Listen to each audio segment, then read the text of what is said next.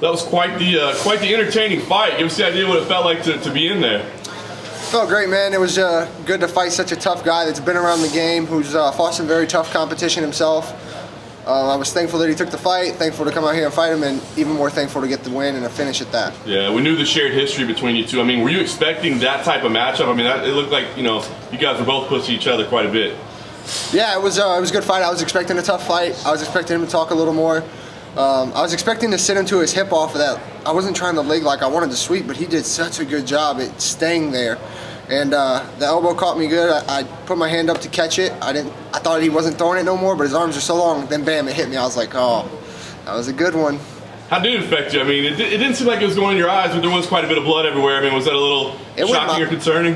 Yes, sir. It went in my eyes. I just didn't want to show it. I just touched it one time, get it out. It mostly went in my ear. I could hear it gurgling. It was the weirdest thing, but I guess if you give it out enough, you got to take it. And it was my night to take one, so it is what it is. We know you were gunning for that fight of the night. I mean, do you feel like you were fighting in such a way, like you could have fought a different way than you did, but you wanted, to really put on a fight of the night?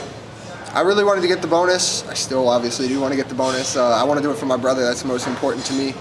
He's given me so much. I want to be able to give him something back, and it's especially something that'll help his everyday life, hopefully help with all the infections that he gets, and that's most important to me first. Yeah, I was fighting. I was just trying to stay calm. Most of all, I was trying not to go out there and be overzealous. I was trying to stay calm, stay composed, and not rush anything. Kevin Holland hasn't been submitted since October of 2015. Was that the plan? You felt like your ground game was good enough to get the submission? I told you I'd turn him into a wrestler. Yeah. Yeah, I was going to stuff it, and then I've watched, matter of fact, I was watching some of his previous fights today, sitting at the hotel. I always do that. It kind of helps me confidence and everything like that.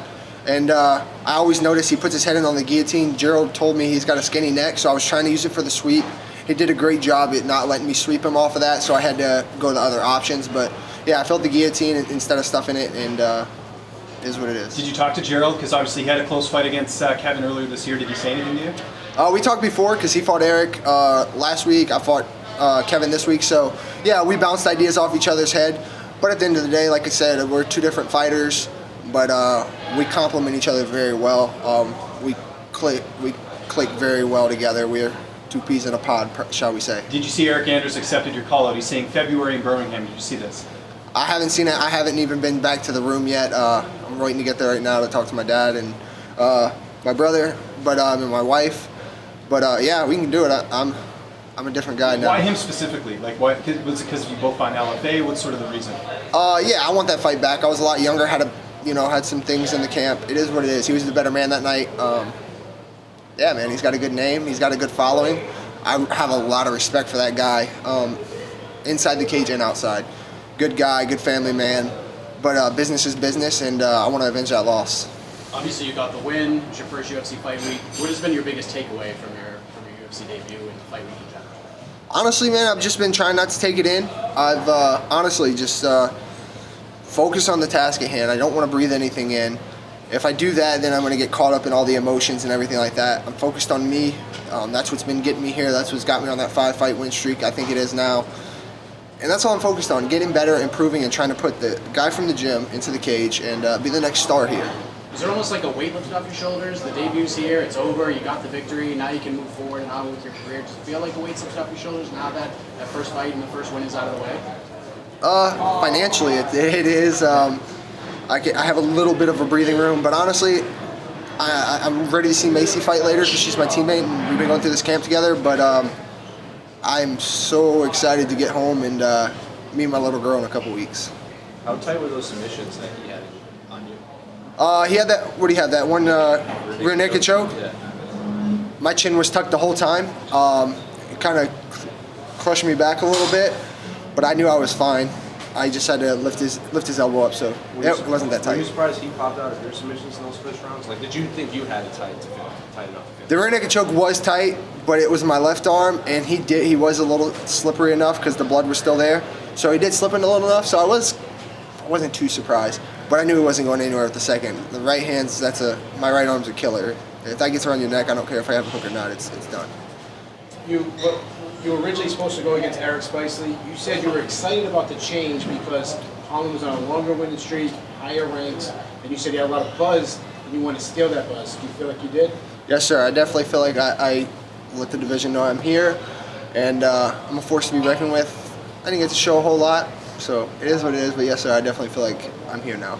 Fantastic walkout song. Who picked it? I did. I grew up on Steve Miller Band, Slipknot, Korn, all those kind of Creedence Clearwater Revival. My dad couldn't be here, so this was like having a little piece of him.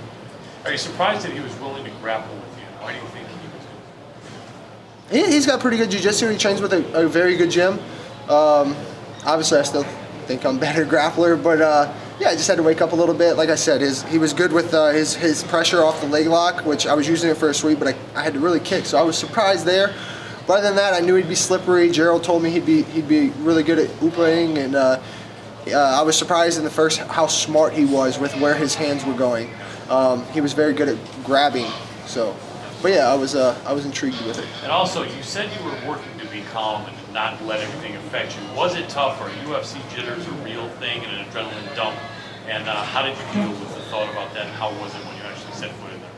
I was calm, man. I was relaxed. I've had adrenaline dumps before. I feel like I've done big things before. I fought big things. I've accomplished a lot outside of the UFC. So, no, sir, I didn't have any jitters. I was calm. I was just ready. I was so ready to fight, and now I'm so ready to get home. Has it all set in yet? Just the first UFC win, everything? Yeah, I feel that I got the win, but like I said, I'm just super excited to go home and see my wife and take care of her for the last bit of her pregnancy. How much of this win goes to just training at Rufus Sport? Because a couple of years ago you made that switch and things really sort of turned your career around a bit, and I know you were really welcomed in after getting to know the guys. Has that sort of crossed your mind tonight, or just the changes you made early in your career? Definitely. I wouldn't be here without my coaches, Duke Rufus, Scott Cushman, Daniel Wanderlei, even Gerald, I called him out, Biggie called me out, but these guys are some of the guys that helped me the most in the gym, We're a big family. We're brothers, sisters, man. I don't think I'd be here without them and do what I'm doing. I feel like I'm finally hitting my stride and I'm starting to click on all cylinders.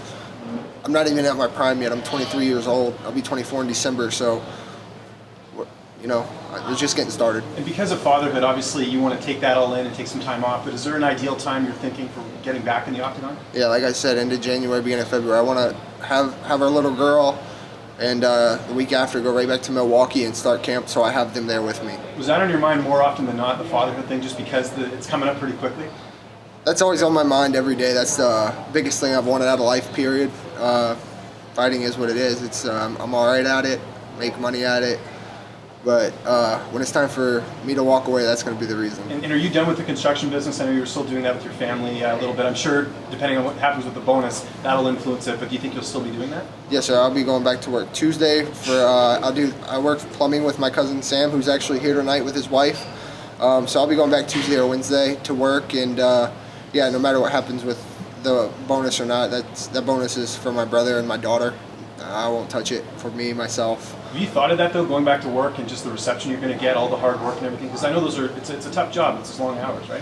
Yeah, definitely. I want to get this win one more and then hopefully not have to do that anymore. Yeah, if hours suck. It's, some days you don't get off. I start at 7 every day. Some days I don't get off till 5 or 6 in the afternoon. Some days early. It just depends. But that and wife being pregnant and puppies and trying to train on top of that. Yeah, I want to hopefully win one more, whatever it's going to be in January or February, and win that one and be back fighting full time. How do you find time to train while having a full-time plumbing job? Dude, it's very, very hard. My cousin's great, man. He lets me off whenever I need it, whenever I want it. I'm going to go to my property in Illinois for hunting in a couple of weeks before my baby's due. And, he's great. He lets me off whenever. So I'm very blessed. But when I'm at home, I don't have a lot of training partners. My friend Zach Fears is the only training partner that I really have for where I'm located, unless I want to drive 2 hours one way. And then I can go to Tim Crater at any time. And I've done that. I train with Dustin Poirier. He's a good friend of mine. But, yeah, man, just running, lifting, jiu-jitsu when I can with my friend Sean Gayton in Mid-City. That's really all I have. Before the fight, you said you were the best talent to ever come out of the Contender Series. You think you solidified that claim tonight? I didn't show everything in my repertoire. I think my age and my resume speaks for itself regarding who's come off of there and everything like that. But I don't feel I showed everything in my repertoire, which is, it's good. Whenever you don't have to pull all your tools out, that's great. But like I said, I feel my resume speaks for itself.